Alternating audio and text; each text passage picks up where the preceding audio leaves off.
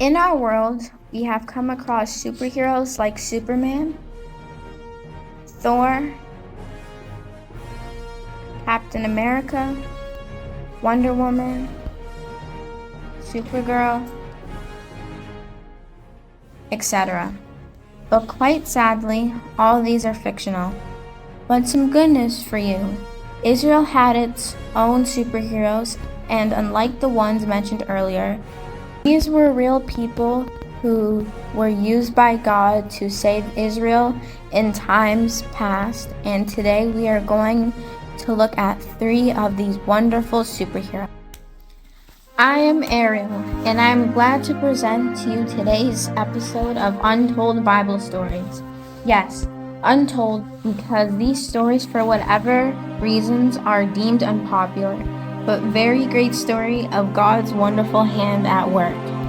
Just do well to subscribe to our channel if you haven't, so you don't miss any of the wonderful episodes coming up next. Oh, where this is God. Where are we? I think that's the Scorpion Pass. Hey guys, this is what we're suffering. All that we need you to do is subscribe to this channel. Hit the subscribe button and hit the bell. That way you get notified when we post the videos. Bye friends.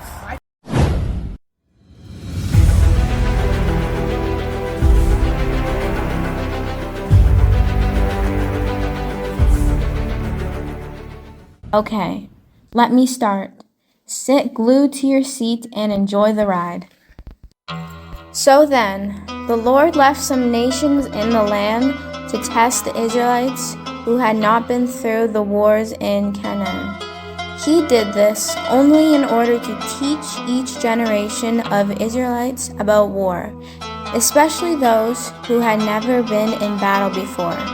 Those left in the land were the 5 Philistine cities, all the Canaanites, the Sidonians, and the Hivites, who lived in the Lebanon Mountains, from Mount Baal Hermon as far as Hamath Pass. They were to be a test for Israel, to find out whether or not the Israelites would obey the commands that the Lord had given their ancestors through Moses. And so, the people of Israel settled down among the Canaanites, the Hittites, the Amorites, the Perizzites, the Hivites, and the Jebusites. They intermarried with them and worshipped their gods. Now let's get back to our heroes of the day. Number 1, Othniel. The people of Israel forgot the Lord, their God. They sinned against him and worshipped the idols of Baal and Asherah. So the Lord became angry with Israel and let King Cushan-Rishathaim of Mesopotamia conquer them. They were subject to him for 8 years. Then the Israelites cried out to the Lord, and he sent someone to free them. This was Othniel, the son of Caleb's younger brother, Kenza. The Spirit of the Lord came upon him, and he became Israel's leader. Othniel went to war, and the Lord gave him the victory over the king of Mesopotamia. There was peace in the land for 40 years, and then Othniel died.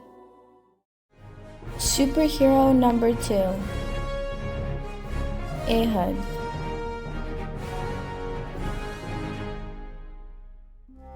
The people of Israel sinned against the Lord again. Because of this, the Lord made King Eglon of Moab stronger than Israel. Eglon joined the Ammonites and the Amalekites. They defeated Israel and captured Jericho, the city of palm trees. The Israelites were subject to Eglon for 18 years. Then the Israelites cried out to the Lord, and he sent someone to free them. This was Ehud, a left-handed man, who was the son of Zerah, from the tribe of Benjamin. The people of Israel sent Ehud to King Eglon of Moab with gifts for him. Ehud had made himself a double-edged sword about 1.5 feet long. He had it fastened on his right side under his clothes. Then he took the gifts to Eglon, who was a very fat man. When Ehud had given him the gifts, he told the men who had carried them to go back home.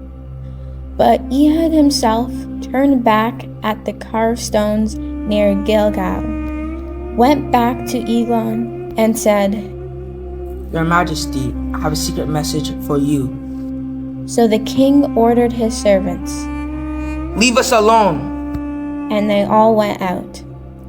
Then, as the king was sitting there alone in his cool room on the roof, Ehud went over to him and said, "I have a message from God for you." The king stood up.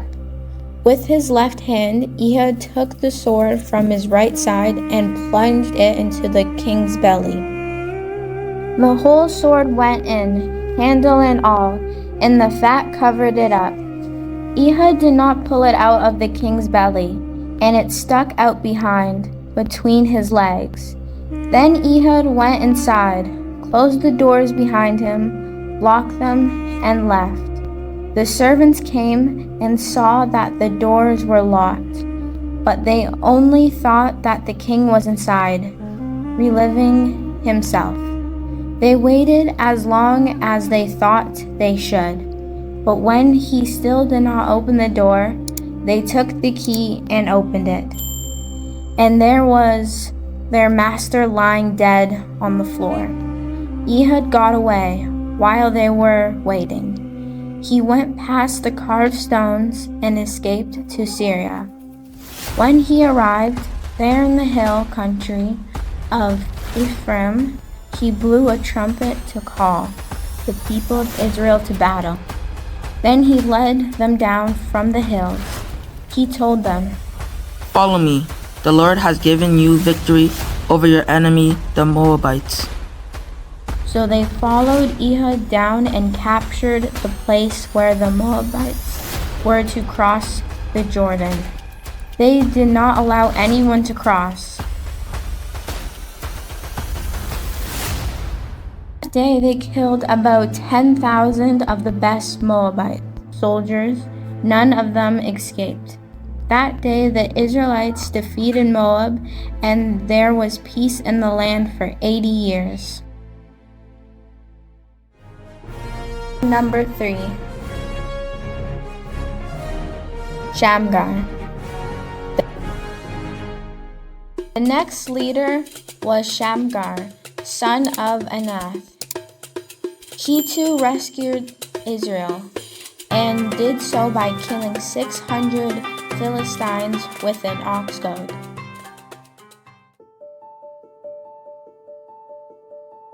I know you are thrilled by the exploits pulled by these wonderful men. Now stay a bit to get some lessons from this story. The Israelites got oppressed by their enemies whenever they sinned. Proverbs chapter 14, verse 34. We read, "Righteousness exalts a nation, but sin is a reproach to any people." Whenever we sin, the enemy gets the chance to afflict us with issues. That's why as Christians, we need to stay away from sin and live in righteousness. If you haven't accepted Jesus as Lord and Savior, that's equally not good. Accept Jesus as Lord now and be safe. Also, we could see every one of these men were ordinary men, but did super things by the hand of God. Know that this same God can equally use you for mighty things. All that is required is for you to believe in Jesus and trust Him in obedience. Then the rest will be a history of people telling great stories of what God has done through you, as I'm doing now. Note, these men were selfless too, as they were willing to lay down their lives to save their nation. As Christians, Let's do well to selflessly love and care for others.